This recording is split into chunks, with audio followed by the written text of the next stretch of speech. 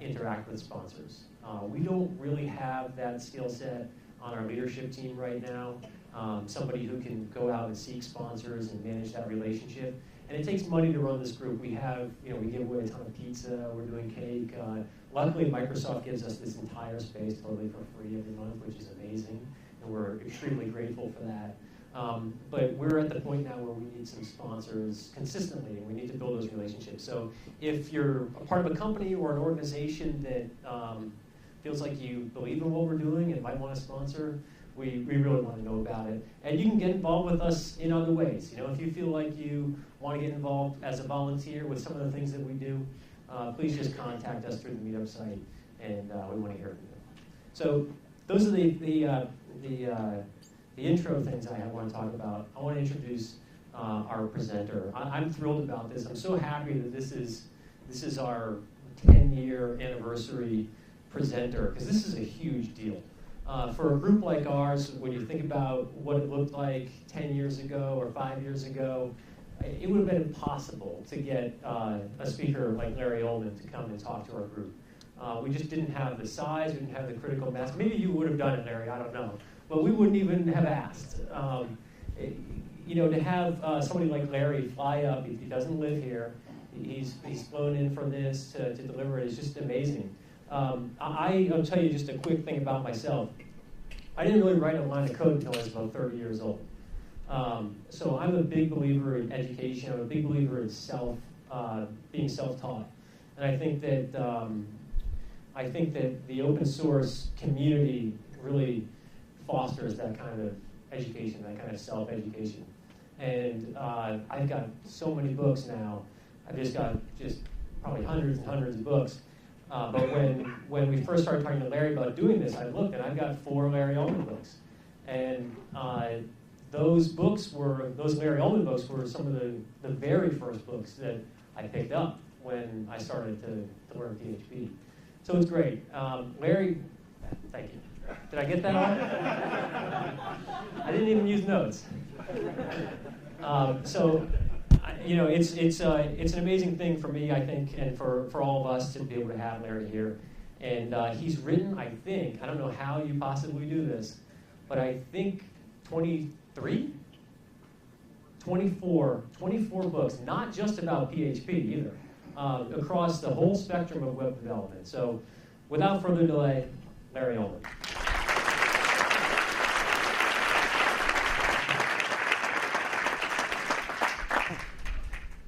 Good evening. The trick, it turns out, is I use some of the same words twice. And that way, it's possible. Wow. How'd that go? All right. Let's see how we get set up here. Maybe, maybe not. Maybe, maybe not. That's where you double tap the laptop one, double tap. You said that, but I didn't see where the button was. Oh, on the screen. Controls. Excellent. And then we do this. And then we say, it is working. Excellent. Okay, maybe we're good, but you're not seeing that. That doesn't exist. All right, let's see how this goes.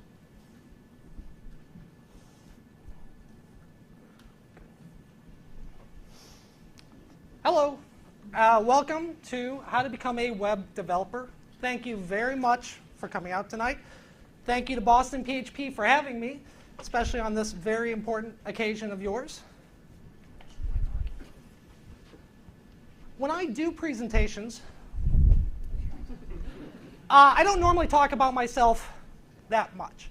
But tonight's different because really what I'm going to be sharing with you is a lot of my own personal experience. Starting way, way, way back when, I don't know what people know about me, but I have a degree in English literature. I have a minor in philosophy and religion to make up for that. I took 2 years of Latin in college, pretty much avoided anything even remotely useful. And I've been a web developer for 13 years now. My point is that if I can do it with that background, so can you. I'd be surprised if most people in this room weren't more qualified. Is that a problem? Sorry, guys,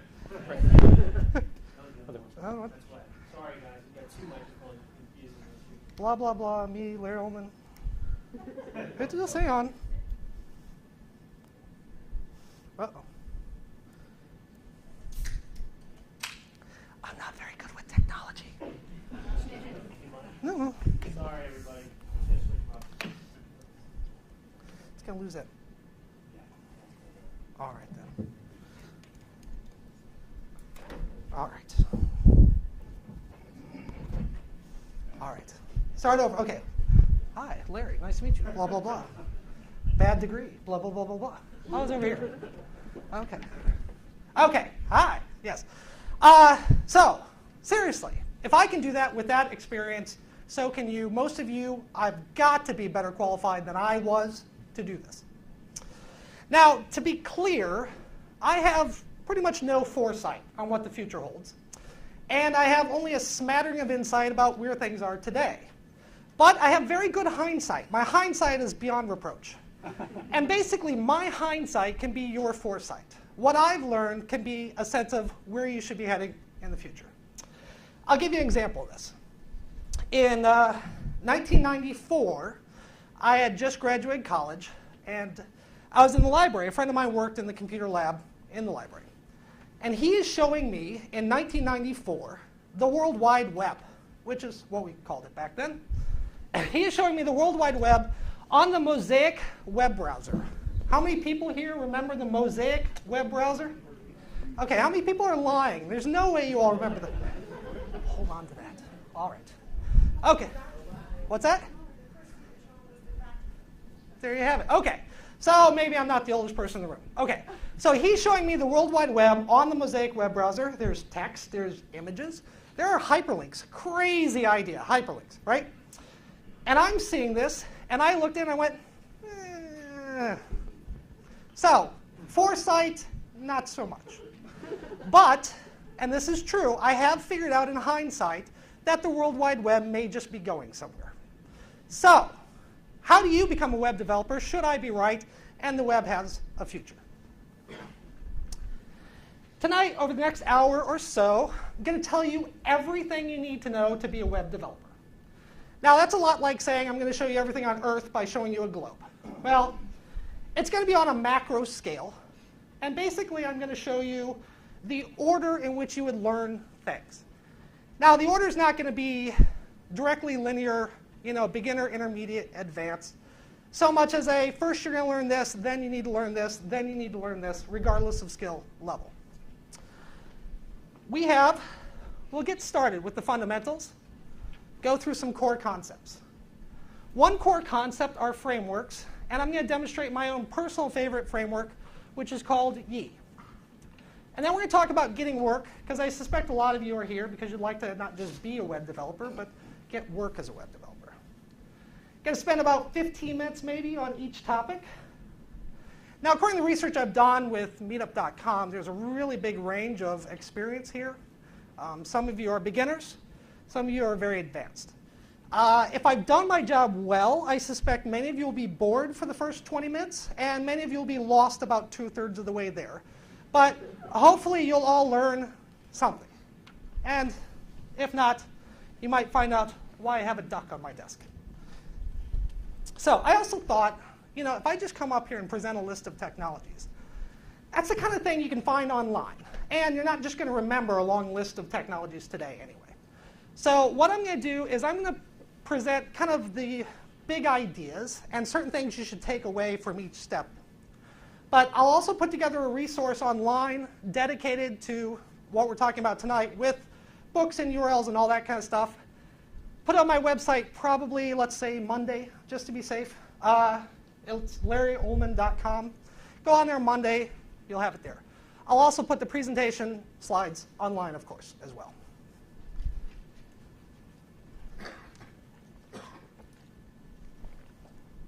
OK. So I can't really teach you everything you need to know, but I can provide an understanding of the big picture and how the pieces fit into that. This is very, very simple. You have a web page. which looks a lot like that, but they tend to be rectangular. And that's made up of HTML, which is your data, your information. CSS, which is your presentation layer. And JavaScript. I'm sorry, I'm looking at a computer here. I've got like so many monitors, it's crazy. This laptop here, I'm like, whoa, what's going on? And you have JavaScript, which is your interactivity. Simple, right? These are the three core components of a web page. Most of you probably know that. But then we want to get a little more interesting. We want to start using server-side technologies. Those three things are client-side technologies. They run in the browser. The browser is a client. These things just work in the browser. They are client-side technologies. You're going to create static web pages with these. And static web pages are a fine start, but they won't take you very far. To create dynamic web pages, you need a server and a server-side technology like PHP, which is my personal favorite. PHP is great. You can do a lot of dynamic stuff with it. But you're probably going to work with more and more data as you build dynamic websites. So you're going to need a database such as MySQL. Now, a database, in very layman's terms, it's just a series of Excel tables. Records stored in like Excel tables, but they're related. That's all we're really doing. Storing information in a database is fantastic and a good start. But eventually, would it be great if this computer could not just get stuff from itself, but also from other computers? Server to servers having web resources. One computer talking to another computer. This has been a big invention in the past, say, 5 years or so of web development. And then, you know, we have all these resources, but we've still got this client side, and you still have this server side. Wouldn't it be great if they could talk to each other? So you're going to start hooking them together. Big picture, really simple, right? You just do all of that. OK, it may seem like it gets complicated, and depending upon how quickly you learn this, it will be. But at the end of the day, we're just talking about a web page here. We're just talking about HTML and different ways of creating HTML. OK, question and answer time. You want to become a web developer? Where should you begin? Yes? HTML is a great guess. And for being the first person, I'm giving you that magic card. That is my business card with a picture of a dinosaur on it. Actually, it's a sticker. We don't really have pictures of dinosaurs. OK, why did I give you that? Because this is the golden ticket that gets you into the chocolate factory. And what is the chocolate factory? My publisher sent 30 books here tonight. Not all by me, unfortunately. And these are all here to give away. So if I give you one of these business cards over the course of the presentation, after the presentation, you can grab a book. Now, I'm probably going to forget to do this in about 6 minutes. So after the presentation's over, we'll give the rest of the books away, too. But if you do something right, mostly flatter me, you'll get one of these while the presentation is going on. OK, HTML was the guess, and it's an excellent guess, but not what I'm looking for. Yes? HTTP is a really, really good guess. I wasn't going to give another business card away so quick, but that's a great one. Could you pass this back, please? But no, but that was a really good guess. HTTP. Yes, sir? First thing I would say is you need the editor so you can do the HTML. The editor, text, like a software. Yes, that's good, too. Yes? Source code. Source code, OK. It's all more available now. Use an idea. Idea is good. We're more, yes. Yes, go ahead back there. A very simple book. Pardon me? A book. A book? Right. Because you cannot learn in any better way than a book. If there's anything you need to learn tonight, it's buy more books. I'm sorry. I'm sorry. That sounds a little self-serving, doesn't it? I've started talking about myself in the third person, and that way I can promote my books as if it's somebody else's book. It sounds a little better. You had an idea? Yeah, you should understand how to use what it is that you're trying to build. That's very good. These are all good guesses, and it's a bit of a trick question. Because I'm going to suggest that you need to start by learning about yourself. OK? Now, that aha is that's why he was pointing his computer at us. I'm not a self-help guru. I don't do vision boards. That's not the way I think. But if you want to become a web developer, you need to start by looking inward. Starting with, what are your strengths and weaknesses? What are you good at? What aren't you good at? I'm terrible at design, so it's pretty good for me to realize early on, no, not doing design. What is it you like to do? What is it you don't like to do? Think about these things. I don't like to do public speaking, in all honesty. So, but the more I do it, the less I don't like it. And, you know, it's an important thing to do. Some of the things you don't like to do, you're going to have to do, and that's OK. So whatever your answers are, simply answering these questions is going to help you plan and spend your time wisely. OK, throughout the rest of this presentation, I'm going to talk about many things you should learn, but you're also going to need to think about how you learn. As I said, I majored in impractical education, but I learned how to learn. I learned how to absorb information, synthesize it, and, if need be, regurgitate it. Albert Einstein said this quote, "I never teach my pupils, I only attempt to provide the conditions in which they can learn." You need to provide your own conditions in which you can learn. Furthermore, the most important piece of advice I'm going to have for you tonight is to never stop learning. In fact, the title of this presentation probably shouldn't be how to become a web developer, because it's not a matter of learning this and then learning this and you're there. No, it should be called how to be a web developer. This is an active thing you're going to do. Now, I'm certain this is true for many careers, but it's very much true with computers. Most of the things I'm using today did not exist 5 years ago. People ask kids, what do you want to be when you grow up? Well, personal computers didn't exist when I grew up, so how would I know? Never stop learning. That's going to be the overriding theme tonight. I'm going to give you a lot of information, but that's just a start. So, how do you provide your own conditions? How do you learn new things? And I'm not talking about resources here, but I'm talking about a mindset. First, you need to learn how to ask questions. This is especially true with the internet, where you can get free help from strangers around the world, but you can also be berated because you top posted when you replied and you should have bottom posted, or vice versa, or something like that. There's a great resource called How to Ask Questions the Smart Way, and I'll link that. That basically gives you some tips for asking smart questions. It's in your own best interest. Next, you need to be OK with saying, I don't know. Hallmark of the professional is that they admit what they don't know. By admitting what you don't know, you put yourself in a position to learn. You'd be amazed by how much I don't know. Finally, be a follower until you can be a leader. It's a bit hokey, but it kind of flows nicely. What do I mean by this? You know, get on Twitter, get on Facebook. I heard Google has something as well you can use. Get on those resources and follow interesting people. Don't interact with them. Don't ask them questions. Just see what they're up to. I'll give you a great example of how this was useful. Back in April, there was a big mobile web development conference going on in Orlando. Now, I'm not going to go to a mobile web development conference. It's something that I should know more about, but I'm not going to spend the time and the money to go down there. But I'm following all these people who are going, and I'm watching what sessions they're going to, and I'm watching them tweet out whatever they think is interesting. And I am virtually attending this conference just by following them. It's an amazing way to learn that, of course, didn't exist, 7 years ago now. What else should you do? You should subscribe to lots of newsletters. Use Prismatic, use StumbleUpon, those kind of services to get tailored recommendations based upon your interests. You should also use Stack Overflow and Quora to get answers to questions. Basically, what you need to do is start by overwhelming yourself with information. And because you've overwhelmed yourself with information, you're going to need a plan. You're going to get stuff in your browser, you're going to get stuff in your email, in Twitter, and you're not going to be able to read it all then. So you take it all and use Instapaper or use Read It Later or something, and you file that stuff away. Here's the important thing. Set aside time each week to go through that list.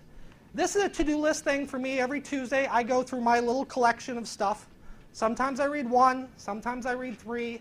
And really, by seeing what I read, I get a sense of what I'm interested in. Set aside time to do that. And then make sure that you bookmark it, store your notes, do something so you don't have to go searching for it when you said, oh, yeah, there was something I read about that. Do that. One last thought about learning is this. This is the Pragmatic Programmer. It's a classic book. How many people here have read this book? Handful. That's good.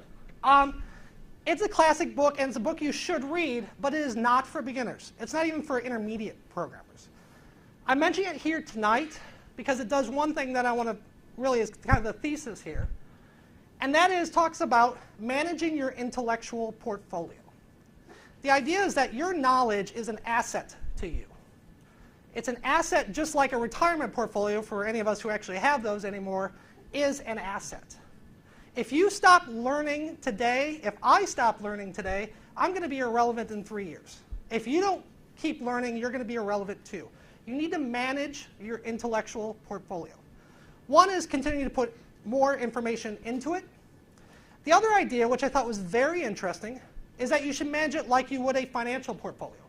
Most of your time, most of your knowledge should go into things you know are going to be useful, things you know will pay off. But spend some of your time taking a flyer on something. Like investing in a stock that's risky, but if it pays off, it really pays off. Invest some of your time learning something that you don't know will ever be useful or not. For me, PHP was that. In 1999, I saw the eyebrows like, hey, what's that? Yeah. In 1999, torn. In 1999, dynamic websites were often created using CGI scripts with Perl and C, and they were a total pain in the ass. And I heard about PHP, which was maybe version 3. Didn't have much out there. I took a flyer on learning PHP, and it paid off pretty good for me so far. So I really like this idea of managing your intellectual portfolio. So to start being a web developer, then, the first thing you need to do is know thyself. Who you are, strengths and weaknesses, likes and don't likes.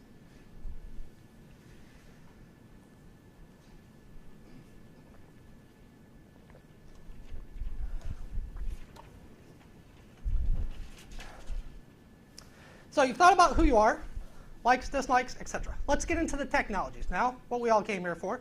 You don't need me telling you need to learn things. You know you need to learn things. What is the first technology you need to pursue? Show of hands. And I will give you a card if you get this right. Show of hands, yes. First technology you need to pursue. Do you have a guess? What's that? HTML is a great guess, and again, it's a trick question. Pardon me? Cloud? Cloud? Okay, cloud. Not exactly what I'm looking for. CSS, what's that? Mobile computing. These are all good. Oh, way in the back. There's two in the way back. Touch typing. Typing? You know what? I'm giving you a card. I'm going for a walk. That's not the answer, but I was expecting that. I'm just going to do laps around here. Touch typing. That is a great answer. Nicely done. In fact, I would say typing is probably the best, most useful class I ever took in high school. I also took typing too. That's how good I am. Yes, sir? I'm going to say getting a computer. Oh, that's so close. Turning it on. Very good. What's that? An operating system? We're close. All right, two more. Yes, sir? Computers in general. OK, I'm assuming some basic computer knowledge, but these are reasonable guesses. Last one. Command line. That's something you need to know, but later. No. Very good guesses, but we need to learn how to use this clicker. We need to learn a backup system. Aha, trick question. Aha. What's that? I'm sorry? Notepad? Well, you'll get to those eventually. No, seriously, a backup system. I'm not talking about version control. I'm talking about Time Machine on the Mac. I'm sure Windows has an equivalent, using Dropbox. This is like diet and exercise. We all know we should do it, but we don't. Do it today. If you don't, you're going to spend 3 months working on a project for a client, and your hard drive is going to crash, because all hard drives crash eventually. And that's going to happen 3 days before you have to deliver it, and you're going to be in a world of hurt. Get a backup system today, seriously. But then, yeah. HTML, CSS, and JavaScript. Am I out of trick questions? That's a trick question. OK, so you have to learn these components. Decreasing order of importance, HTML, CSS, JavaScript. HTML is the one ring to rule them all. There is no technology more important to being a web developer than HTML. There are technologies you're going to like more, that are going to be more useful, more interesting, but without HTML, there's no web. I'm not going to talk about JavaScript quite so much tonight, but that's not because I love it any less. It's just kind of harder to demonstrate and appreciate in this kind of atmosphere. So, you're going to need a few tools in order to develop web pages. We've already started thinking about these. I'm thinking of 3 categories of tools. What are they? Raising of hands, note cards. Yes, sir. What's images? Images is great. Oh, that's really good. Images is one of the categories. What else? Yes, sir. Pardon me? An editor, that's 2. Images, editor, and web browser. Wow, on 3 calls. That's very good. Right. In order, you need web browsers. Lots of them. I understand Microsoft has one too. I just don't happen to have an image readily available. Seriously. Rule of thumb on browsers, develop a website using the browser that you like, and then test it on the browsers that people are actually using. Okay? Web browsers are the bane of the web developer, but that's the boat we're in. You're also going to need text editors, IDEs, integrated development environment. This is what you're writing your code in. The one is for testing, the other is for writing. And yes, image. I didn't think anybody would necessarily come up with this. I'm talking about being a back-end developer, programmer kind of thing. But you need to be able to do some basic image manipulation. You need to be able to crop, change the sizes, change the formats. You just have to be comfortable with that. It doesn't have to be Photoshop. In fact, probably shouldn't, because Photoshop is very expensive. But these are the tools you are going to need.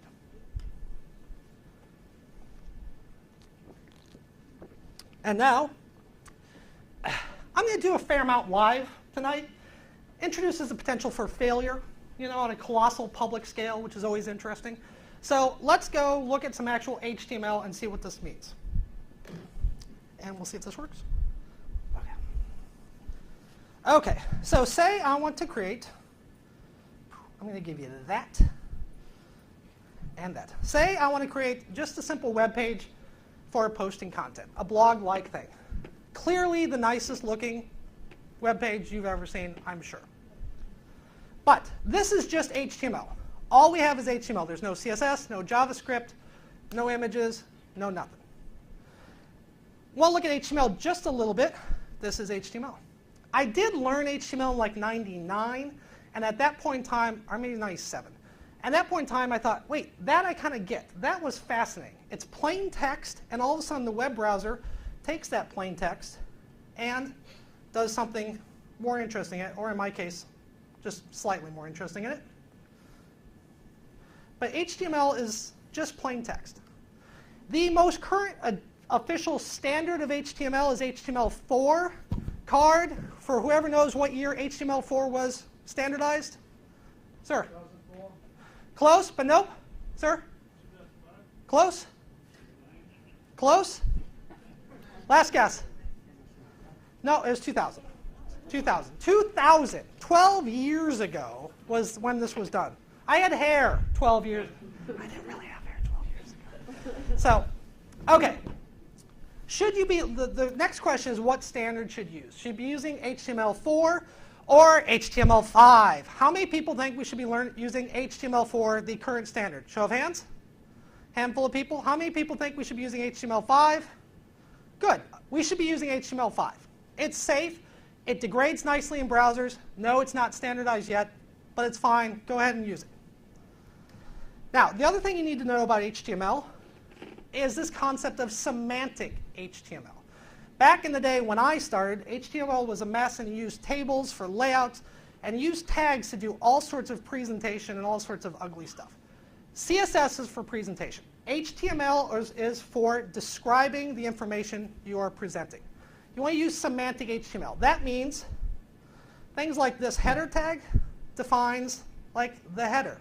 It's just a wrapper. It says that's the purpose this serves. Navigation describes what the navigation is. Semantic HTML doesn't prescribe how it should look.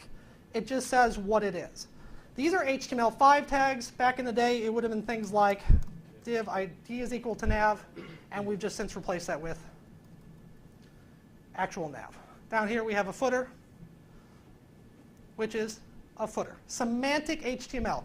If you create clean, proper HTML, it's going to be reusable in many different ways. Next thing you do need to learn is a little bit of CSS. CSS normally goes in another page. Whoop. So CSS is a presentation layer. You don't need to learn CSS in the sense of how to make rounded borders and stuff like that unless you're going to be a designer or a front-end person. You just need to learn some basics. Let's go ahead and put that CSS in here. See if I get that right. No, it's not Wuthering Heights. OK. All right. So now it looks, well, a little bit better. I'm not a designer still. And you can also see it moved the footer over here. CSS did all this for us. No CSS, CSS. OK? Presentation layer. Even if you're a back-end developer, you need to know some CSS. You just need to be able to do things like, let's make the font a little bit bigger. Or let's go ahead and change the color to something that I'm sure will be hideous. Things like this. Padding, alignment, formatting, just some stuff like that. Why? Because you're going to work on a project with the client, and a designer is going to come up with the HTML and CSS and give it to you. And just when the project's done, the client's going to say, I'd like that header a little bit bigger, and I'd like it in blue, and blah, blah, blah. And you need to be able to make those edits without going back to the original designer. So that creates a static web page. HTML and CSS, and you can throw in JavaScript too. So you've created this, and that's great. You've learned what all that stuff means. Static pages, though, aren't manageable in the long run. Too hard to edit and manipulate when there are changes, and it provides none of the functionality that's required by users today. You can't have search engines, shopping carts, all of that stuff without a server-side technology. You need to make it dynamic. So you need to get a server, and PHP or ASP.NET or Ruby or Python, there's a slew of them. I'm liking PHP, but I'm not going to argue that one's better than the other. You need to learn a dynamic server-side technology. All you're going to do is have that help create your HTML as opposed to doing it from scratch. So let's take our static page and make it dynamic. All right. First thing you need to know is dynamic web pages always have to go through a server. This is a very common point of confusion for people who are just starting out. This static page I can run in my browser from file because these are client-side technologies. Server-side technologies always have to go through a URL, which is HTTP something. On your own computer, did I clear my bookmarks? No. Anything in there? No. All right. OK. On your own computer, you're going to go through localhost. Second point of confusion for many beginners is where does localhost go? Localhost goes to something called the web root directory, which on my computer is going to be sites. All that means is when you are going to localhost here, you are going and getting stuff out of this directory. So if I want to go to CSS, I'm going into this CSS directory. Very confusing concept for beginners. Even on servers that are actually on the internet, if you go to LarryUllman.com, that address goes to a specific directory in my server.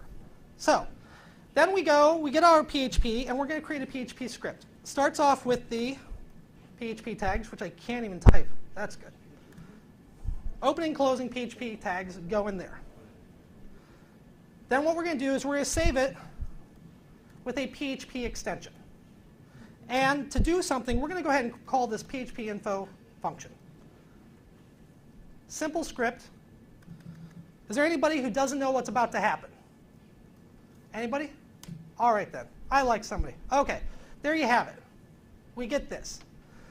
I like to do this all the time for 3 reasons, one of which is it confirms PHP is working on your computer. 2, it shows you how PHP is configured to be run, which is a very important thing. And 3, it has great bang for the buck ratio. this is really one of the most useful scripts you'll ever create is a PHP info to find out how, if PHP is working and how it's configured. So we know that that's working, which is good. If we were to load that through the file system, this is the result. Notice that the URL is file instead of HTTP. Because it's a server-side technology, you have to go through HTTP. It's a very common point of confusion for beginners. So let's make this other one dynamic. And we're going to start by saving it as a PHP script. And one thing you'll notice here is on this blog, the copyright is 2011. Because I created it last year. I didn't, but you know. I created it last year, and that's what the copyright is. And if I have lots of these pages, in order to change that copyright, that's a real pain. So you could just do something like in PHP, get rid of copyright. We want to go 2011 to, and we're going to put our PHP tags. PHP is called HTML embedded. You can put PHP into a web page within HTML wherever you want. And we'll just print. We're going to call the date function, and we want the current year. And if did I do something wrong? That shouldn't be it. Oh, you know, I'm not even looking at the right page. I'm not looking at the right page. I was looking at the static one. OK. So there you have it right there. This is the premise. All we're doing is we're using PHP to create our HTML. If we want to make it a little more interesting than, hey, changing the copyright, let's go ahead and take all the content and make that dynamic as well. So what we're going to do is use our database. I've already stored this information in the database. So let's have PHP communicate with the database. Is there anybody here who is unfamiliar about this idea of using PHP to communicate with a database? Is this going to be new to anybody? No. Yes. OK. Couple. So, all right. So what we want to do is we're going to start by connecting to the database by calling a function. Localhost. This information will mean some to some of you and nothing to others. That's my password because I'm secure. And then we're going to come up with our query. Select title, content from posts where ID is equal to 1. This is SQL, structured query language. It's just a way of talking to a database. It's a lot like English. Very easy for beginners to use. Takes a lot of work to get the most out of it. But it's a very accessible way of communicating with databases. We're going to run that query on the database. And we're going to fetch the results into new variables. Arch. Wow. Now that we have the variables, let's go down into our HTML. And we're going to replace this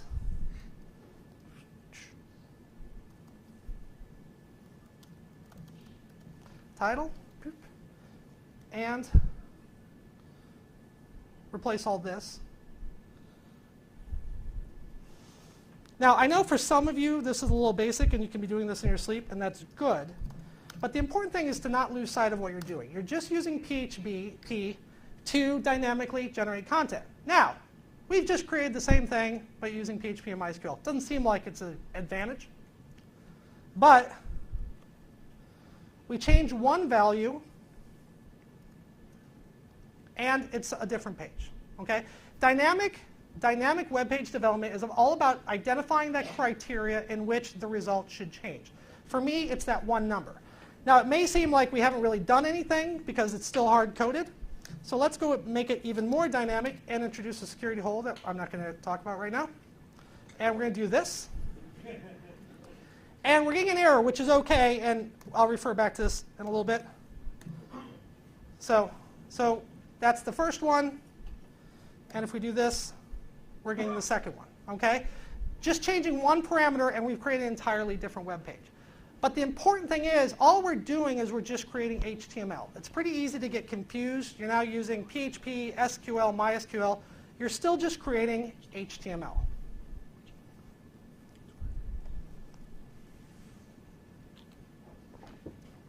So to start being a web developer then, you have to learn how to create static websites using HTML, and then you need to begin creating dynamic websites using PHP and MySQL.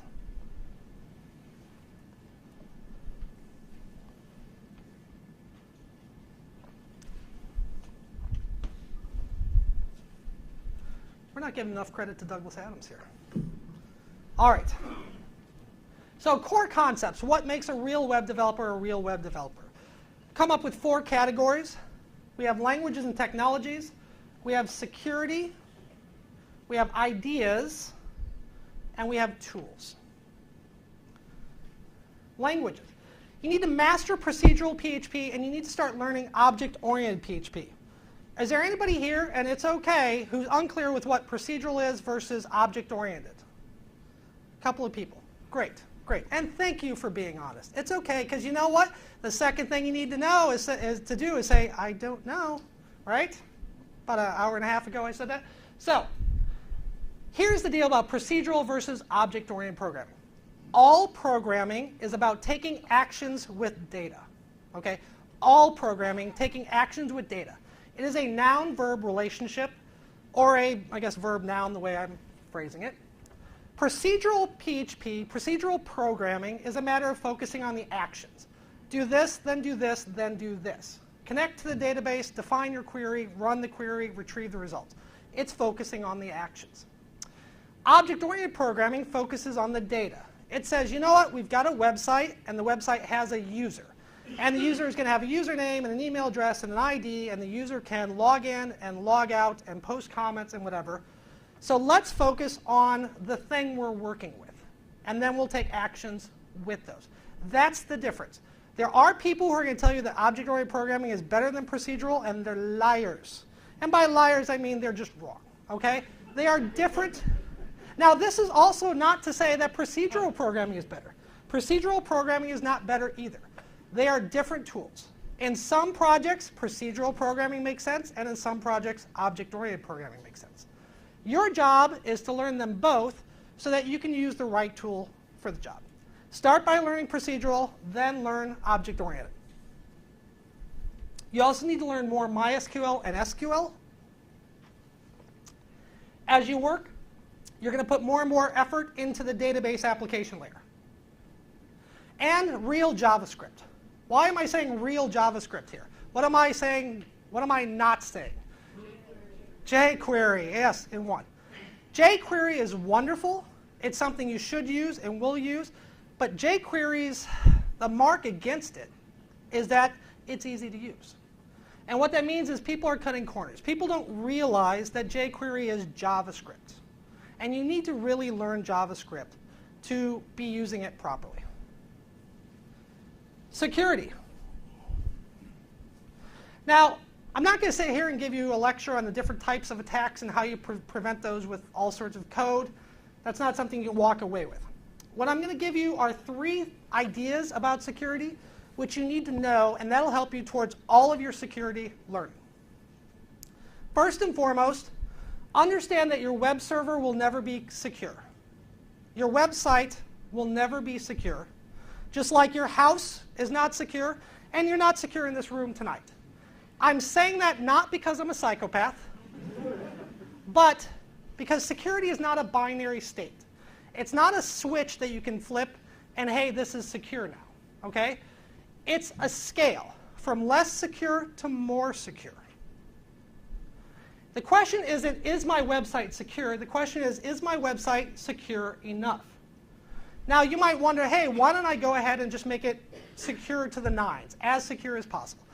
That's not always practical. Less security is easier, cheaper, and faster. Not just for you, the developer, but for also users. If I go to ESPN to check my scores, and I have to log in and give my wife's high school mascot's first girlfriend's name, that's ridiculous. When I go to my bank account, that's reasonable. You have to match the level of security to the application. More security is obviously harder, costlier, and slower. For my bank account, that's fine. I'm willing to accept that. As a good metaphor, I like a good metaphor. Cars. Cars are very safe these days. They do great with front impact, side impact, airbags, blah, blah, blah, blah. Cars are not very good about taking impacts from above. Okay? They're not designed that way. It's true. Cars would be safer if they were designed to handle that kind of impact. Is that reasonable? No. You have to match the level of security to the application. Second, you need to think about perceived security versus actual security. Perceived security I liken to a closed door. It seems like this is secure. May be locked, may not be, but it seems like I can't just walk in and take something. Actual security is a locked door. Now, make no mistake, actual security always matters. You always have to implement actual security. But perceived security matters too. And I'll give you an example. On e-commerce, if the user gets the sense that it's not secure, hopefully they go spend their money somewhere else. Or as another example, to do HTTPS, secure HTTP, which protects the information going between my browser and the server, I need something called a certificate. Now, I can create that certificate on my computer and install it on my server and use it, and the information I transmit back and forth will actually be secure. But my web browser is going to give me an error message that says, hey, it doesn't look like this is secure because we don't know who created this certificate. So I need to go out and spend $200 to get somebody else to make that certificate in order to get perceived security. And third, little adage, validate input, escape output. This little golden rule will protect you against most common hacks. This means input coming from users, forms, URLs, cookies. Needs to be validated in PHP. Before you send it out to HTML, it needs to be escaped to make sure there's nothing nasty in it. This little rule, validate input, escape output, is going to do most of your work for you. You also need to learn ideas. These are not new technologies, but applications of the technologies you've already learned. One of these is AJAX. Are there people in the room who are unclear as to what AJAX is? Excellent. I don't know. Excellent. OK. We have client side and we have server side. Imagine slides here, client side, server side. PHP runs in the server. HTML, JavaScript, CSS are in the browser. PHP cannot do anything in the browser. Once that HTML has gone to the browser, PHP can't do anything at all. Wouldn't it be great if after the user's got that page, if there's a way of communicating? Because as it stands, PHP cannot be enabled again. Excuse me. PHP cannot be enabled again unless there's an overt request. A link is clicked, a form is submitted. The user has to make an overt request in order to do something else on the server. So what AJAX does is AJAX says, hey, you know what? JavaScript is already running in the browser. Why don't we have JavaScript talk to the server behind the scenes, do whatever we need to do, and then come back and update the page. JavaScript is communicating with the server unbeknownst to the user. So you go to Netflix. You use this all the time. It's been one of the most important developments in web browsers in 10 years. Not that there's many more developments, really. But so you go to Netflix, and you've got your list of movies.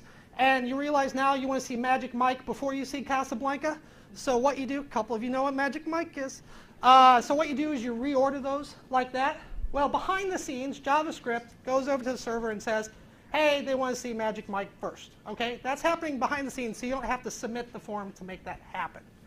You go to Google, you start typing in whatever. It starts showing you a list of possible suggestions. That's AJAX. AJAX is used everywhere all the time. It's wonderful. Sure. Yeah, and tell you if the username is available. Yeah, that's AJAX as well. AJAX may or may not stand for asynchronous JavaScript and XML, depending upon who you ask. But it is a wonderful technology.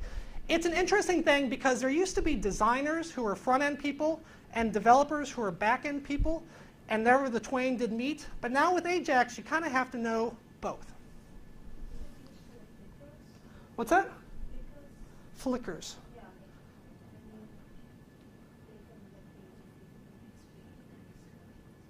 Oh yeah, you could do that. Well, that's not Ajax. That's just going to be, that's just going to be eye candy. I mean, that could be JavaScript or whatever. But okay, web services. Web services get involved when we're talking about Ajax. Basically, one computer talking to another computer.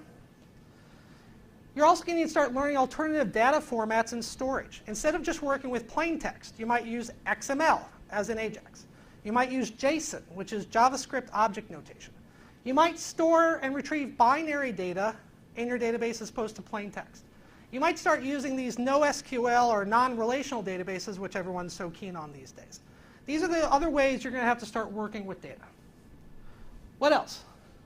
You're going to have to learn about e-commerce. I have heard this is possibly the greatest book in the history of mankind. Yes, on e-commerce. Way better than 100 Years of Solitude, especially for e-commerce. E-commerce is not for beginners. E-commerce is not for beginners because when you screw up, and you're going to screw up, right? When you screw up with e-commerce, very, very bad things happen. So not for beginners. You need to have lots of web development experience underneath your belt before you get to this point.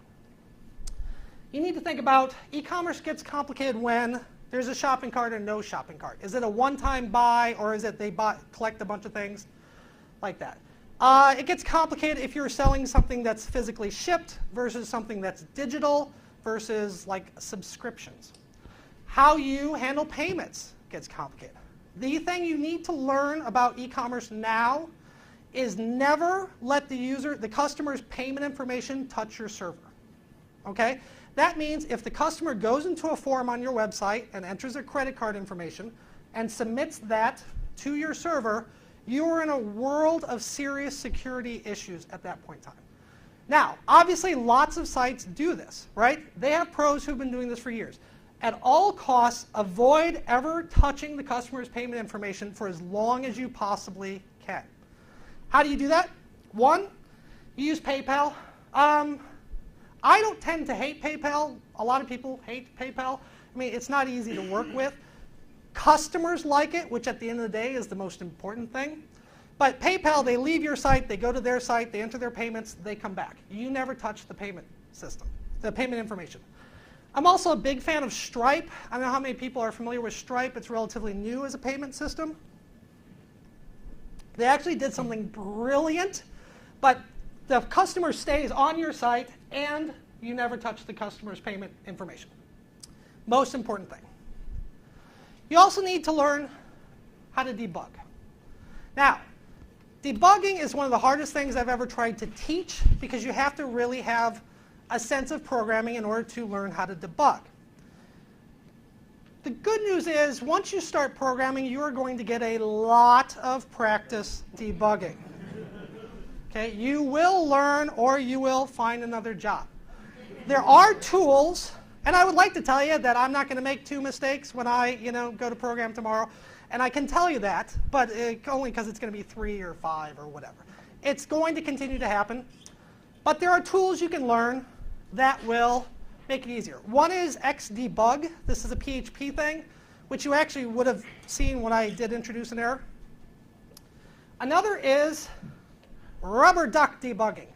Rubber duck debugging allows me to bring rubber ducks to presentations and not seem like a complete lunatic. Okay, rubber duck debugging. Has anybody heard of rubber duck debugging? A couple of us. I love rubber duck debugging. Here's what you do. You have a true bug. A true bug is the program is doing exactly what you told it to, which is not what you want it to do. It's not an error in terms of PHP saying, This is a, hey, why is it doing this? And they're really hard to fix. What you do is you get yourself a rubber duck, and you set it on your desk like this, and you bring up your code, and you talk to the duck. You explain to the duck in duck terms what the code is doing. Explain to the duck, line by line, what's going on. You will inevitably get to a point where what you say the code is doing or should be doing and what the code is actually doing are 2 different things. And that's where you found your problem. It's a wonderfully useful tool. I have also found that writing books has made me a better programmer. That's not the most practical approach. I would just go with the duck. But there are people, if you have a team, if you're in an environment where you have a team talking to other people that works, often you have to get out of your head. And on a similar note, I would say one of the most useful things, especially for beginners, is to walk away from your computer. You get mired in it, it's not working, you start trying random things, which is very, very bad, and you're only making things worse. Get up, get away from the computer, clear your head. You also need to learn how to handle errors, gracefully. These are not the PHP errors that are going to be obvious. These are when the site is live and the site needs to connect to the database and it doesn't for some reason. Or it needs to use a web service and it doesn't for some reason. The professional has written code that actually handles that in such a way that the site responds appropriately. The amateur just assumes the database will be there or the web service will be there, etc. In terms of tools, you need to master your text editor or your IDE. This is going to save you a lot of time over your life. Your text editor or your IDE is the most important application you're going to have.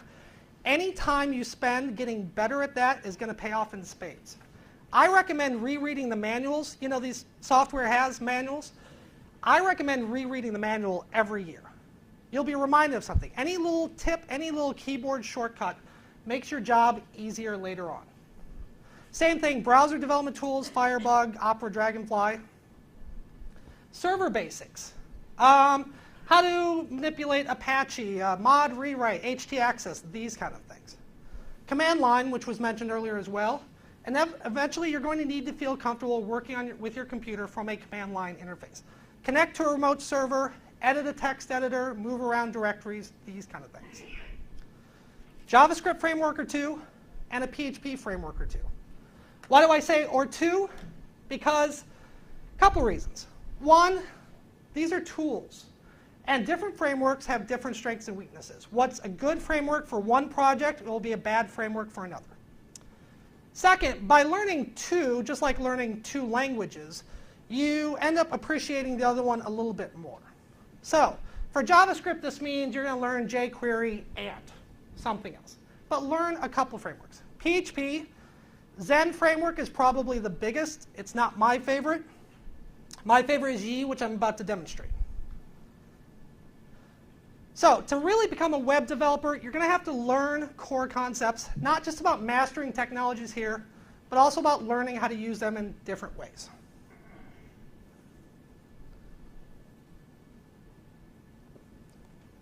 The Yi framework. How many people have used a framework? Okay. Anybody use Yi framework? Okay. Cards to those people. Anybody unclear as to what a framework is? Excellent. I love the I don't knows. I'm going to give you a card for the I don't know. Can you pass this back? Oh, we'll go this way. Thank you. Okay. Well, okay. I'm sorry. Or keep it. This is to you. I think you raised your hand. Yes? I did. Okay. A framework is an established library of code that expedites development. An established library of code that expedites development. Framework is not doing anything that we're not already doing. We're creating web pages using HTML. Frameworks just make it faster. Now, like object-oriented programming, there are people who tell you should always be using frameworks, and they're liars. That's ridiculous. I'm literally right now writing and self-publishing this book. And by literally, I might not literally, I'm literally standing in front of you. But I am doing this. And on this website for selling this book, I did not use the very framework that the book is about. Why? Because it's like 6 pages. It would have been ridiculous to use a framework. A framework is a tool. And you have to choose the right tool for the job. Frameworks will make development faster and likely come up with code that's more secure because it's been better tested. But frameworks have a steep learning curve. You have to learn how to do all this other stuff and then learn how to do that in the framework. Excuse me. And then frameworks also have bloat. They are by definition inefficient. Good frameworks have ways of mitigating that, but that is a price you pay. So One of the things I like about the Yi framework is it does a lot of the work for you. Basically, I'd say 60 to 80% of all websites are essentially the same, and it's that last 20 to 40% that really makes them different. We have contact forms, log in, log out, present content, blah, blah, blah. Basically, Yi's going to do 80% of the work for you, and you spend your time editing files more than creating files.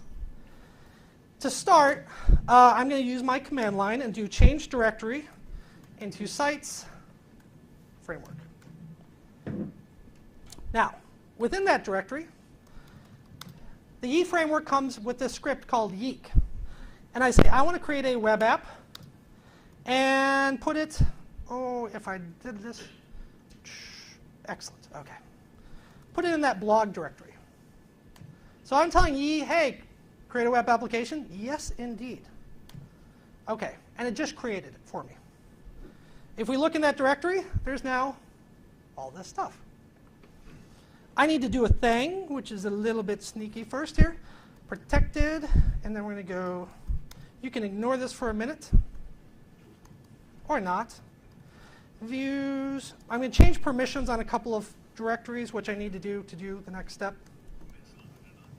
And, how about that? OK, and let's see what we have. OK, so Yi just created all of these files, OK? And there's a website that goes with that. This is all on my computer, and it created this for me, OK? Some people, this is magic. Some people, this is like, ho-hum. I like to be lazy. I am a tired old man. If I can get something else to do the work for me, great. So that's one of the things I like.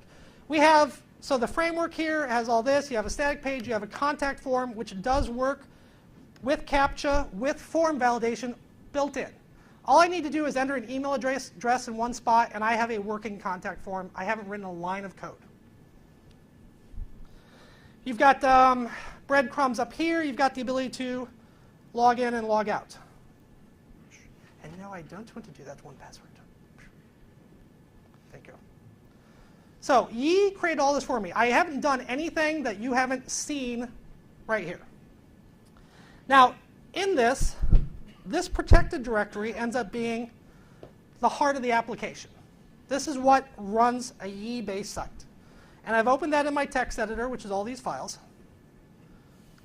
And we have like a configuration file, which, as you might imagine, is how you configure the application to run. Some of it's very silly. If I want to change it from my web application to my blog, I go back here, and it's now my blog. OK? Simple things like that. Other things we're going to want to do, let's change, right now, contact page. You see the URL. Site contact, R is equal to site contact. Not so great. Let's go ahead and enable this URL manager. I'm just editing code that it created for me. Go back home. When I go to contact, it's now a bit prettier. Our friend SEO, which everyone loves SEO, just does it just like that. I edited one line. You can even get rid of the index.php if you want. I'm also going to want to use this G thing for scaffolding. If you don't know what scaffolding is, you will see in a minute, and it's lovely. So I need to enable this. No passwords, because passwords are for chumps who like security. And let me see here. Database, we're not going to use SQLite. We are going to use MySQL, especially if I can do that. And we're going to connect to the blog database. So I'm just editing how it's going to run. OK. We haven't done anything yet here. But I'm going to go to this module that it comes with called G, which is a code generator. Okay? One thing you're going to need to know is that most frameworks use an approach called MVC, Model View Controller. It's just a way of designing software. Model is your data. View is a presentation of the data. And your controller is an agent that works between the two. It's a way of separating components of a website into its concrete parts so that they're reusable in other ways. So what we're going to do is we'll start and we'll have it create a model. Now, it's already connecting to my database because I configured that. And I have a table in there called posts, and I'll create a model called post. And it's going to show me what is getting generated here. Let's see if I can. So we want to generate that, and it was. I would normally, when you become a web developer, don't do it on a monitor that's like 800 by 600, just a thought, with a font like at 24. It's a little less functional. So it also has a CRUD generator. CRUD stands for create, read, or retrieve, update, and delete. These are the 4 things that you commonly do with information, especially database information. You create it, you insert a new record, you update it, you create it, you read it, which is to select it, pull it out, update it, and delete it. So it's going to generate code that will do that. My model class I already created was post. It's going to create a controller ID called post. Let's be. And it's going to do all this code. And I say yes. Now, how much code have I written? I don't think I've really written any code. I've just edited some things. But what do I have? I have the need to log in. And we'll go to admin. Don't ignore that. OK, so on posts, right, we now have, if I can do this, OK, it's showing a list of the database records that I have there. Pulls them out, right? This is the start. It already connects to the database, gets this information for me. If I click on one of them, I see that particular record. Why is this useful? Because that doesn't look very useful. Well, this is how we view a single post. And that's really what I'm trying to do with this website. So I'm going to go into this view file, which is post view. And what I'm going to do is, instead of view post number, right, let's go ahead and edit that. And show the title. And instead of this detail view widget, echo and print are the same thing, essentially. Let's do the content. OK. Now, OK. That's essentially what I was getting to earlier. I started off with a static page, and then I made it dynamic myself. Now I've just had Yi do all that for me. But it's done that. I now have log in, log out. Like, I couldn't get to some of this if I'm not logged in. I have breadcrumbs. If I want to create a new one, put my title in there, some content, publishing that today. I've just created a new blog post. Okay? I haven't written a single line of code. I've only edited some code, and I have all the functionality I need to begin with. That's what a framework is going to do for us. And as I said, I like Yi just because it does a lot of the work for you. The Zen framework is a huge one. A lot of people like it. I found that I ended up making too many scripts and folders and stuff, and it was just annoying. Yes, sir. Yes. So here, my 2 biggest problems with E are that Yeah. I think it tries to do too much for you, and also I feel that it does not. I mean, this might be like over the scope of this talk in general, but like I think it does not use like the so like it does not take advantage of certain PHP features that I think it should be taking advantage of, and also just like I feel like being able to do this is awesome, but like for me I just think that's too much. Like if you try kick PHP, you just have a welcome page and then you keep adding things and you're actually developing. But like I mean I like the whole idea of scaffolding, but like I just feel like it tries to do a little bit too much. Are you Thomas? Huh? No. Your name Thomas? No. No. There was a Thomas who posted something on the Meetup.com about what he liked and didn't like, which is somebody else. But yeah, OK, so your points are perfectly valid. One thing I want to make clear about frameworks and languages and technologies, people will ask me, is PHP the best language? No. Is Yi the best framework? No. They're ridiculous questions. OK? There is no such thing as a best framework or a best language or whatever. They are tools. What you really need to do is find the language or the framework that has the features you like and, more importantly, that feel right to you. Okay? They can all do the job. There's 12 PHP frameworks, and they can all do the job. This one feels right to me. So, and that's why you want to be using at least 2 frameworks, because you might think you're good with this framework and how it does things, but really something else might feel right to you.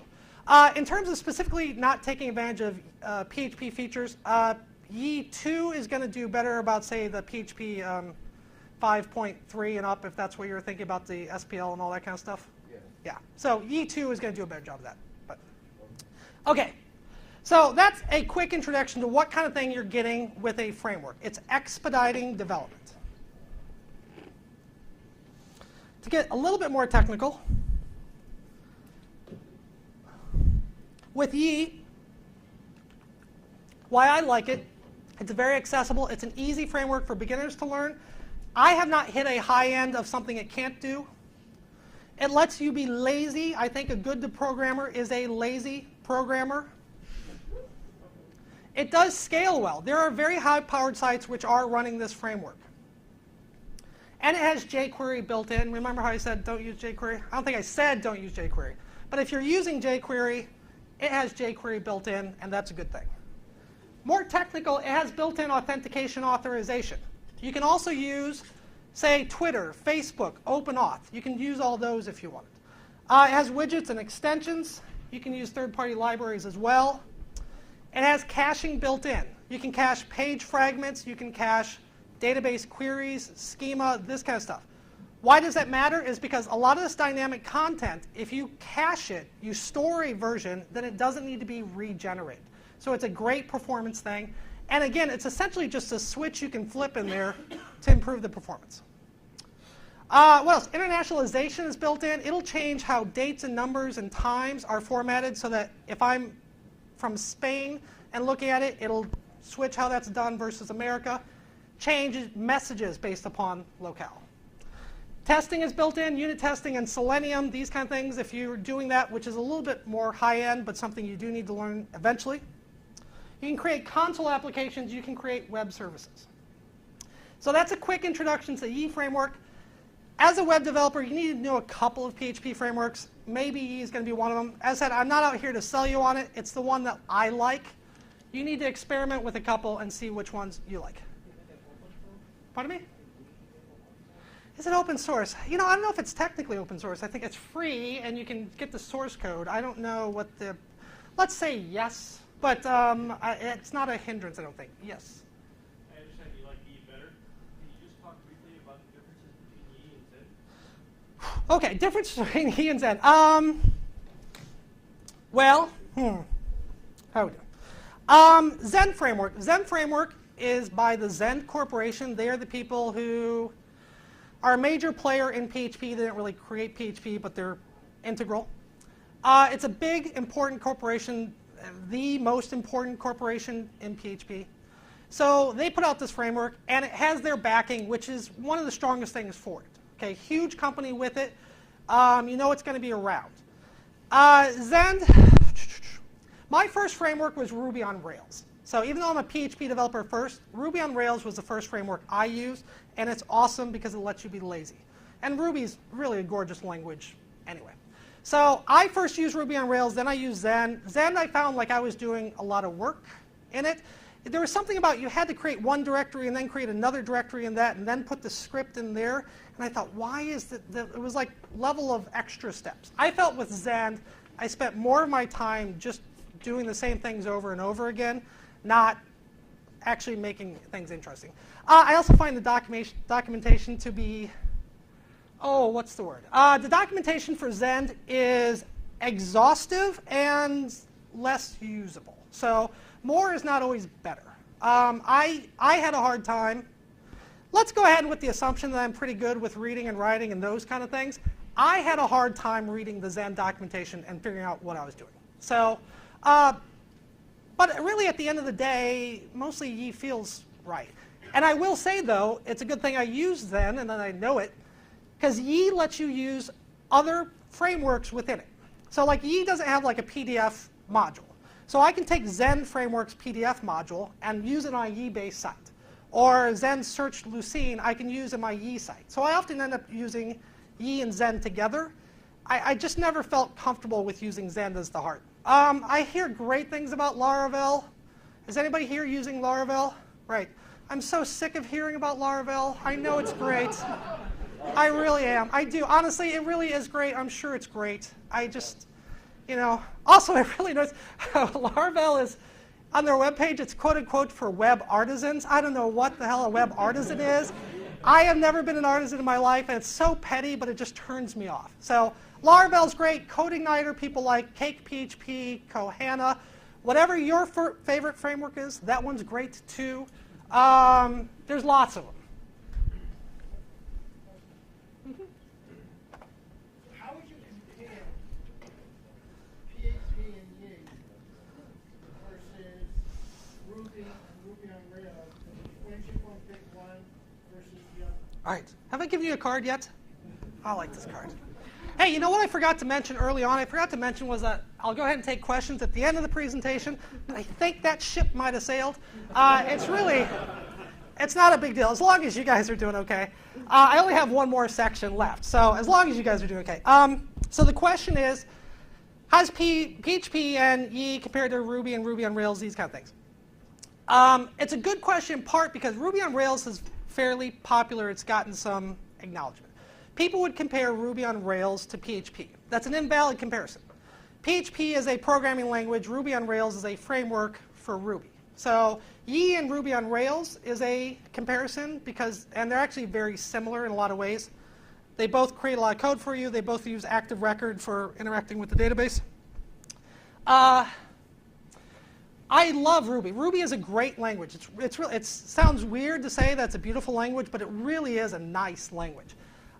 Ruby is not a web language first, and so I tend not to use it as much as I use PHP, because PHP was made for making websites, and so I use it for that. If I'm doing command line work, I'm not going to use PHP because that's for web first, and I would use Ruby. So how they compare? PHP and Ruby, that's the difference. PHP is web first, although you can use it in other ways. Ruby is command line operating system first, but you can use it for the web.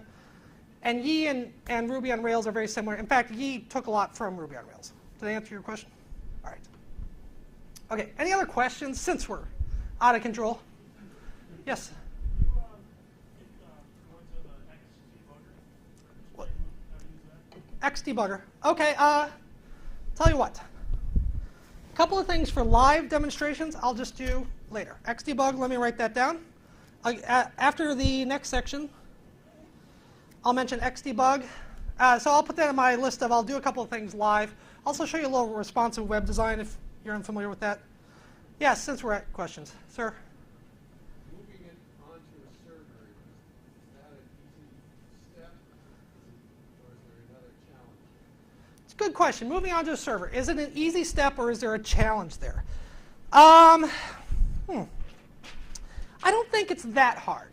First of all, you need to get hosting, hosting a website somewhere. I had included a slide on that, but I got a bit slidey. So you need to find hosting. Make sure you don't buy the cheapest hosting you can find. Don't go for hosting with a domain registrar. Don't go with GoDaddy. Don't go with one of the Dotster or those people. Go with the hosting company. Don't let your hosting company buy your domain name. You're going to live to regret that. So go to a registrar, go to GoDaddy, and go to something like that and spend $10 to buy your domain name. Then go somewhere else and buy your hosting. $10 a month is fine. Don't get something that's $5 a month, and that'll get you set up. Then you use a program called FTP, File Transfer Protocol, and that's how you move your files from your computer to the server. And that's it. Moving databases is slightly harder, but that's the premise. It's not hard. You have to get past their computer versus your computer and versus being on the internet and not being on the internet, but it's not hard, no. Later on, once you become more comfortable, you'd be using version control like Git or Subversion, which handles the transfer for you, but it's not something I think beginners can really do well. Yes, sir? Gibbon, G-I-B-B, G-E-B.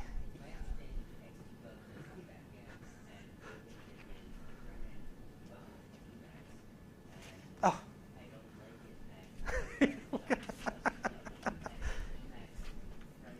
Right. I haven't. So the question was, have I heard of something called Gibbon, G-E-B-E-N, which is a debugging? I have not. No. Anybody? Has anybody? No. Okay. Sorry. Okay. What else? Sir.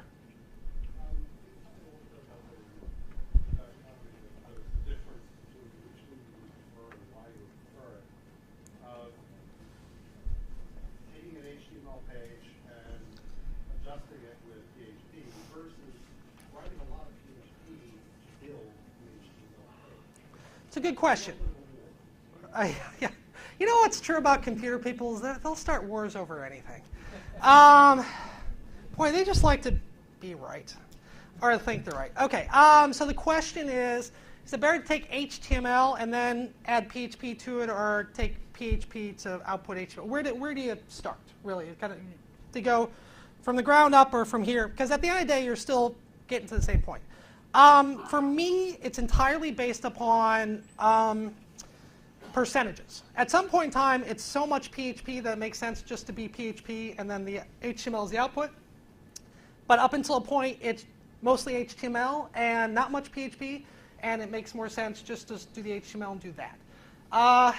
To be honest, it's probably been a while since I've worked on a site in which I'm starting with the HTML and just adding PHP to it. But because you get abstracted from the HTML pretty quickly.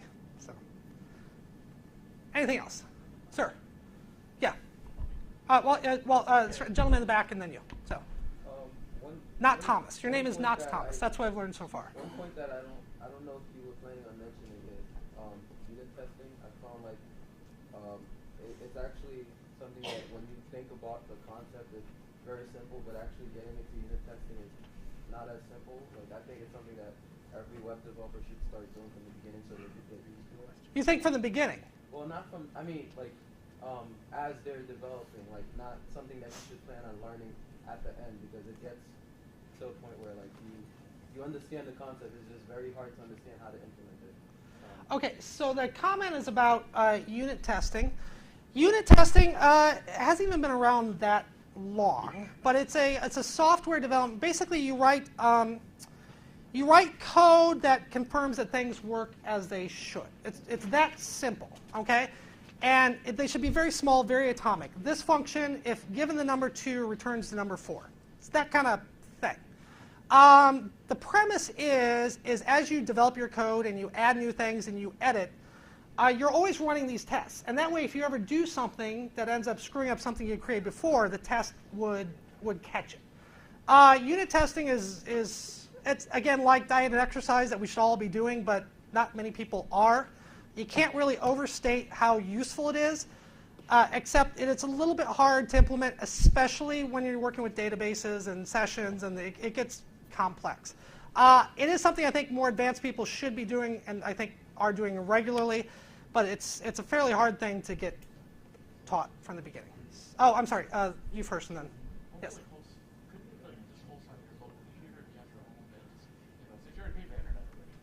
Yeah, absolutely. You can develop. The question is, can't you just develop on your own computer? Yes.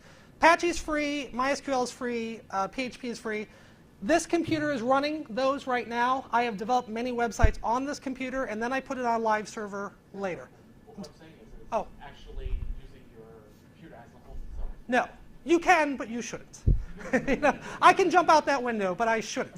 So the question is, can't you just use your computer? I get this a lot. Okay, so this computer could be running as a web server. Why don't I just hook it up to the internet and have my website served through this computer, right? Is your question.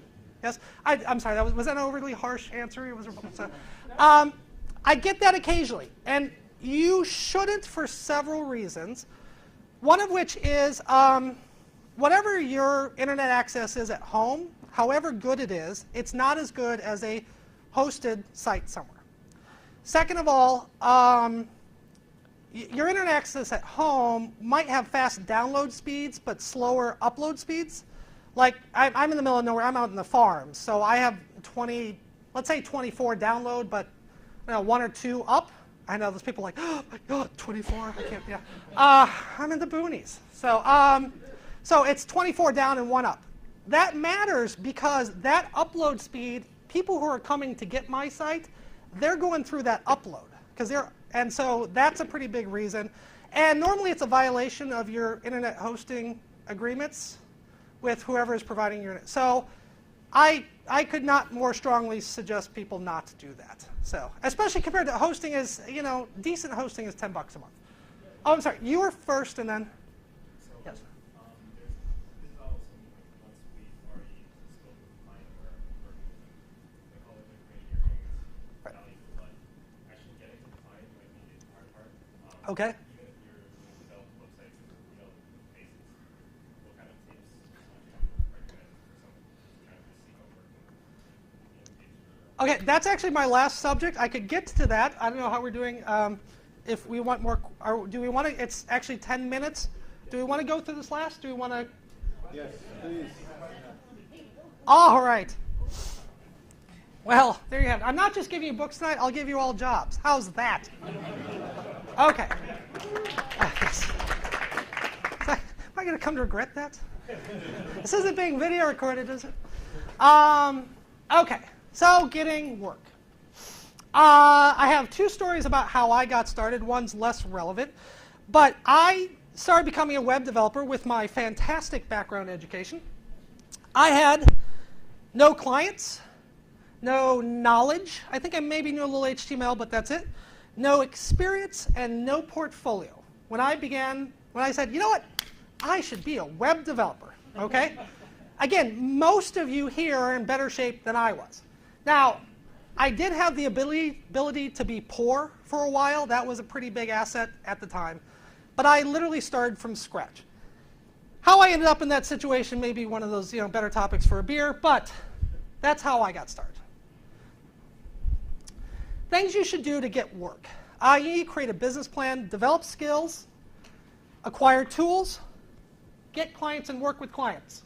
That's simple. All right, any other questions?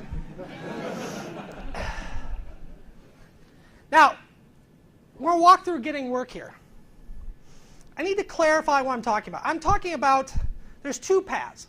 One is employment, like this as a job for an IT company, for a university, for a, another business in an IT capacity. An actual being employed somewhere. That's not really my strength. It's been 13 years since I had a legitimate job, but I have figured out a few things. 3 things you need to do if that's your hope. 1, find out what employers want. Okay? Fairly easy to do. Use online descriptions. Do they want a framework? If so, what? Do they want jQuery? If so, blah, blah. Find out what they want. Step 2, get those skills. Right? This is actually fairly simple.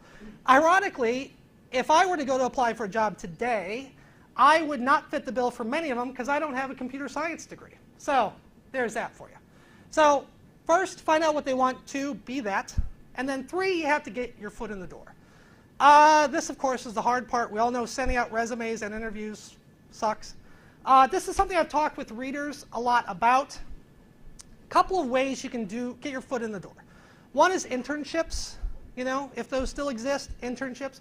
2, start in another department. Start somewhere else at a company and work your way over. My last legitimate job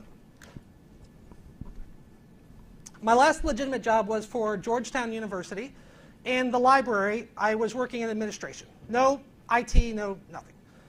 But I was friends with the IT people. There was a couple of Macs in the library. They didn't really know. Every so often I'd help them out with the Macs. But again, I'm not an IT person, wasn't them. Just before I left, they were in the process of creating a 3rd position in IT, and it was made known that it was going to be mine. Okay? I had no training. I had no background. I was a good guy, decent person to work with, and I was there. That would have been my job. I've heard from other readers who essentially have done the same thing. They start in one department. They get coffee and befriend the people in the IT department, and when jobs open up, they come to mind. Another thought I guess I would have is if you know of any good user groups where you could kind of network with some people, that would probably be a good asset, I imagine. So as far as I know from my interactions with readers, that's how you'd go about getting true employment. What I know best is how to work as a web developer kind of for yourself. Part-time, full-time, doesn't matter. Okay, so you need to come up with a business plan. Now, I say this as a person that never did. Been working for myself since '99, and literally like just this year, I'm starting to do some of the stuff that I should have been doing a long time ago. So be smarter than I was. Come up with a business plan. You need to identify your goals for success, what you're working towards. What does that mean? Doesn't have to be detailed, doesn't have to be in stone. Just figure out who it is you want to be. I also think you need to define what failure is. Not that you're necessarily going to fail, but have a sense of these things. If anything, failure is this is when I really have lost too much or have spent too much time, and I ought to rethink what I'm doing. You also need to think about the logistics. This is what many people don't think about. You need to think about who's going to do your payroll, who's going to do your accounting, who's going to do your marketing, what marketing, what are your expenses going to be, how long can you afford those expenses without making any money whatsoever, how much money do you need to be making at some point in time in order to be viable as a web developer. Think through as many of the logistics as possible. I didn't do any of that, but you know, I'm still learning. Couple other specific tips I would recommend.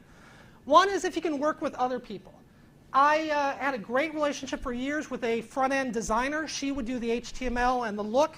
She would work with the clients, and then she just gives me the back-end work. It was fantastic. See if there aren't other people you can work with. Also consider targeting specific businesses. Work like just with lawyers, just with doctors, something like that. I do a lot of work with professors, with education. One of the benefits of that is marketing, network, they talk to each other. Another benefit is there's a lot to be said for understanding their business. When you understand their business, you can do your job better. You can also consider specializing, just doing WordPress, just doing Joomla. I'd probably make more money if I focused like that. It's not in my nature to do that, but it's an approach. 4 key skills I think you need to master. First, and by far the most important, is the ability to communicate. I know I'm biased as a writer, but you need to learn to communicate effectively. You don't have to be profound. You don't have to use big words, but you have to be comprehensible, you have to be honest, and you have to be punctual. Comprehensible, honest, and punctual. Okay? Nothing more important for communication than those. You shouldn't be responding to emails so much as being proactive. You should also, next 2 skills are going to be related here. You need to learn to demonstrate your skills, accentuate what you can do. Essentially, you need to be a salesman for yourself. Not something I've ever been comfortable doing, but if you want to succeed, you need to learn how to do that. And also outsource your weaknesses. Be willing to say, you know what, I'm not good at that, it's a waste of my time, it's a disservice to the client if I try and save them money by doing the design, and learn to outsource those things. Finally, keep your promises. This shouldn't be a skill. It shouldn't be something you have to learn, but it's kind of, you know, not necessarily the way that all businesses work. If you just do what you say you're going to do, and I'll give you a very good example. You will, some point in time, hopefully miss a deadline. I say hopefully because it means you had a deadline to miss, and if you have deadlines, you will miss them, okay? Some people, when they miss a deadline, they kind of hide from the customer. They're like, oh crap, they're going to be mad, and they don't respond to emails, and they're out of touch. It's absolutely the worst thing you can do. It makes customers furious, okay? Be honest, honest, honest. I'm selling this book, as I mentioned on my website. I am way behind schedule in writing it, per my normal being way behind schedule in writing it. But I'm selling it as I'm writing it, which means people are giving me money, and I'm like, oh, I'll get it done, I promise. And I feel bad about that, and so every so often I'll send an email and say, hey, thanks for the order, an update's coming, I promise, I'm sorry, I'm really working on it. And overwhelmingly, the response I get is, we understand, thanks for being honest with us. Thanks for letting us know. Acquiring tools. Here's one of the things that's great about being a web developer. You can start today with about, let's say, $100 being a web developer, okay? You don't have to go to medical school for years. You're not an architect where you can design something, but you need somebody to actually build the house. You can do this today for very little money. So my first piece of advice is don't spend money. I hear people email me and they say, I want to create the next Facebook. They don't want to create a variation on Facebook. They want to create Facebook for some reason. And they think, oh, I am going to need, all these servers. So I need to go spend $1,500 a month right now. And they don't even have a domain name. Honest to God, I get these from people. They don't have a domain name, and they're thinking about, hey, what $1,500 a month server should I spend? None, for crying out loud. Develop it on your computer. The computer you have is probably fine. PHP, MySQL, all that's fine. You don't need to really spend a dime until you want to put it on the internet somewhere. Same goes for lots of good text editors and everything else. They're all free. Don't spend money until you have to. When you're comfortable spending money, start by buying good software and good hardware. So a better text editor, faster computer. Start by buying great hosting and great services. Early on, you want to start with OK hosting. $10 a month, you're fine. Don't get cheap hosting, which is $5 a month. $10, maybe $20 a month, you're fine. My hosting, I think, is $50 a month, which is, I'm very cheap. It's really way more than I want to spend. But I have great customer service. I have no headaches. It's not a problem. So eventually, get great hosting, get great other services. I run a newsletter. For years, I used an open source product. Fairly sure most of the newsletters didn't get to the actual people. It wasn't really that great of a system. Now I spend $30 a month for a system. So eventually, when you're comfortable, do those things. Also spend money outsourcing. I pay way more money to an accountant than I'd really feel comfortable doing or prefer doing, but it's much better than going to jail. Not because I do anything intentionally. I'm just not that good with accounting. Just walking away. So go ahead and outsource those things you don't do well. That's where I think you should also spend money. Getting clients, the big question. This is tough because if I tell you guys, then I, of course, jeopardize my own business.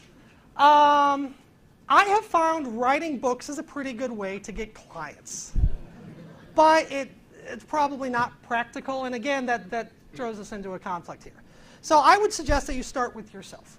Okay, be your own client. Come up with an idea, try it out, implement it, see what happens. Will you make money from it? Probably not. But you're going to gain experience and a portfolio, which is far more important early on. When I started off, the first thing I was creating a football pool for my friends. 1999. I had no job. I had no skills. I had nothing to do. So I was creating a football pool with my friends, not for any money, not illegal. And I wanted to put it on the website. And I was trying to do that with CGI scripts, which was a total pain in the ass. And I found this thing called PHP, and I did it on PHP. And that's how I learned PHP, was making a football pool for my friends and I. Never was going to make any money out of there, but I learned a lot. So be your own client. I said a lot of people want to do this whole make their own Facebook thing, which really they just want to be billionaires is what they want to do. There's a woman by the name of Amy Hoy. She teaches a class called 30 by 500. That's what it's called, 30 by 500. It's about creating and starting your own business. What she realizes, lots of people want to create the next Facebook, which is not practical. But if you can get 500 people to give you $30 a month, if you come up with a site or a service that 500 people think is worth $30 a month, that's $180,000 a year. Okay, I think many of us would be okay with making $180,000 a year. Now, 500 people, $30 a month isn't easy, but it's certainly a lot more feasible than trying to make Facebook. Coming up with a good service. So be your own client. Amy Hoy teaches that class for about $2,000 a person, by the way. So, yes. Similarly, your friends and family. Okay, you probably can't charge for them, or you can't charge anything more than nominal, but you're gaining experience and portfolio. Don't underestimate the value of that when you're just starting. Again, user group. No reason why 3 of you from PHP Percolate can't get together, come up with an idea, and decide how you're going to implement it. the worst thing you'll have done is spent some time learning new skills, learning how to work with people. Even if it never pans out, it's invaluable. And finally, where I started was online sites. I don't even know what they are anymore. It's been a while. I mean, 99 Designs is the, what is it? It's the Antichrist for web designers, basically. But there's all these sites online where you can get work. Years ago, I started, they're not great. They suck. But you're in competition with all these other people to get a job in which you don't get paid that much money. Doesn't sound so great, does it? But there's two things that's great about it. One is it lets you see what clients are looking for, what they're willing to pay. It lets you see what other companies are doing to get those clients. It's an amazing learning opportunity that didn't exist 20 years ago. Whole lot better than going door to door. Okay? Second, to actually win those, what I discovered was this. You have to pretty much give it away. Okay? An example for me, there's one of these sites, and there was a guy who wanted something in JavaScript. This would have been 2000, let's say. He wanted something in JavaScript. And before I entered in my, hey, I'll do that for 300 bucks, I went and I created what he wanted. And I put it on my website. And then I go into the site, and I say, OK, I can do it for $300, and here it is. There is nothing more effective in communicating to a client that you can do the job than actually doing the job. Not only does it show you have the skills, but you're going to make the deadline too. Now, this is JavaScript. It's in the client. He could have taken that JavaScript and used it. Anybody else could have taken that JavaScript and used it for themselves. Okay, I put myself out there, but it paid off. Guys, actually here in Boston, I think he was my second or third client. I put myself out there and I said, that's what you want, here it is, I got my 300 bucks, and that's how you start. So you're literally going to have to give it away, or figuratively, until you get to a better place. Finally, and I do mean finally, working with clients. 3 pieces of advice I'm going to have for you. First of which is communicate. Comprehensible, honest, and punctual. Reread your emails before you send them. Be forthright. Be informative. Second of all, give clients more than they were expecting. Always. Doesn't have to be a big thing. It can be a little thing. It can be a, I was working on that and I kind of realized it'd be better if we also did this, so I went ahead and did it. Or, I know you wanted this feature, but you didn't want to spend the cost. I went ahead and did it for you. Okay? It'll work wonders, and those customers will end up being your marketing. Always give them more. Don't think about this just as a loss of income because you're giving something away for free. You're gaining experience and you're gaining great marketing by doing that. And finally, this is related. Think about this client as a potential future client. So many businesses focus on getting new clients. I go sign up for DirecTV and they'll give me the bank, but I'm there for 2 years and they're not going to give me what they're giving the new people. Don't be doing that. Think about this client as a potential future client. And that goes with things like these kind of things. That client I just mentioned that's here in Boston, they're still a client of mine. 10, 12 years later, I just did a project for them last year. I have another client, probably my 3rd or 4th client. I've done maybe 4 or 5 websites for them over 12 years, and probably 2 or 3 websites for other people referred through them. Don't always be thinking about future clients. Think about this client as a potential future client as well. And that is how you be a web developer. Thank you very much. Any questions, or do you want to? It's fine with me. Are you? So yeah. Okay. So thank you. If you want questions, there will be cake. But we can also do some more questions if you want. I am also going to be here for the cake. I don't leave when there's cake. And there's a bar I heard about that I will also join you. So you can catch me later as well. So. I think we have about 5 minutes for questions.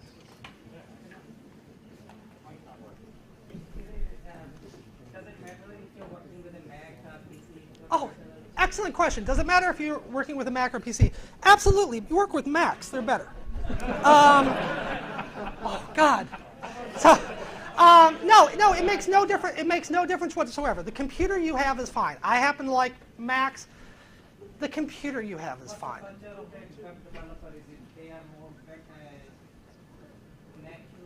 Oh, no, I don't know. A lot of developers go with Unix and Linux and such. I mean, one of the arguments for using Windows is the majority of people are using Windows. So you're using the same thing that the clients are using. My biggest advice is use the computer that you have. And also, you know, if I were to argue that a Mac is better, then you have to spend all this time learning how to use the Mac when you're used to using PC, and that just doesn't make any sense. So the computer you have is fine. What else? Pardon me? Who do I use for hosting? I use a company called Servint, servint.net. As I said, it starts at $50 a month, which is more than I care to pay. But they have great customer service, and they just do hosting. It's something called virtual private server hosting, which is a little bit better than a shared solution. I love Servint. For cheaper hosting, people like DreamHost. I've never used them, but people like it. Yes, sir. How do you know when you're ready to start shopping yourself around to get you jobs? How do you know when you're ready? You know, there's an adage about like being pregnant, like starting to have a family. Like, if you wait until you're ready, you're never actually going to do it. I think being modest and being prudent is good. But I think the nature of working is you're always extending yourself. You're always trying to do a little bit beyond your reach. So I think that's what you should be doing. Give yourself more time early on until, that's one of the hardest things is knowing how long it takes to do things. So does that answer your question? Go ahead and, I mean, once you're, if you've created a handful of sites, if you know the basic technologies, if you have an understanding of security, if you know how to debug pretty well, I think you're go ahead and try. And it's going to take a while to get a project anyway. So, sir. How do you handle like proprietary frameworks? Proprietary frameworks, Yeah. such as XJS or. Not XJS, but like just some random framework that you have to just. I use a lot of open source technology like PHP. For me, it's really quite strange, the idea of paying for something. I did a couple of ASP.NET projects, and I need a forum, and like you have to pay for a forum. I thought, I'm not against it. You do get something, but you know, don't necessarily think that commercial is better, and don't necessarily think that free is better. So, yes, sir. Okay. You're next. Yeah. What's your take on Developing for CMSs, fine. The question is take on developing for CMSs specifically. I think it's fine. My website is actually WordPress. Clearly, I could write something from scratch, but why reinvent the wheel? I think there's a lot of people who are making fine careers. I think the fallacy is that developing for CMSs is easy when it's not the case. So I'm all for it. If that's what you pursue, the only risk is if something happens to that thing, then you've lost a big source of your income. Sir. Right. Well, so hosting, you know, domain name is going to cost you $10 a year to register. So why not get it through your hosting company? Because you're going to want to change hosting companies eventually, especially if you're buying a cheaper one. At some point in time, you're going to want to say, okay, I've had enough of you. I need somebody better. And they may or may not make it easy for you to move that domain name from them to somebody else. I mean, legally, it's yours. They're saving you $10 a month, which sounds great. But you get to that point where you want to switch, and all of a sudden, it's not easy for you to do. So that's why. Thank you. Yes, sir.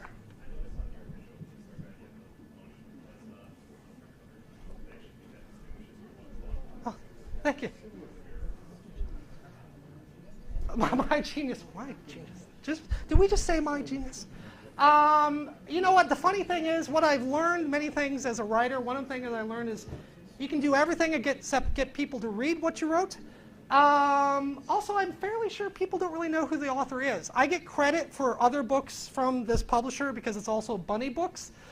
People are like, oh, I liked your Perl book. And you think, thanks. You know, so, you know, there are designers who are doing this.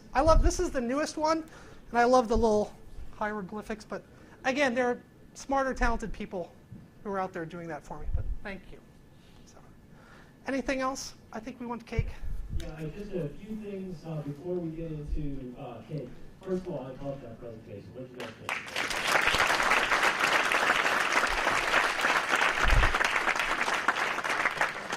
That was awesome. I think the key is, start where you are right now.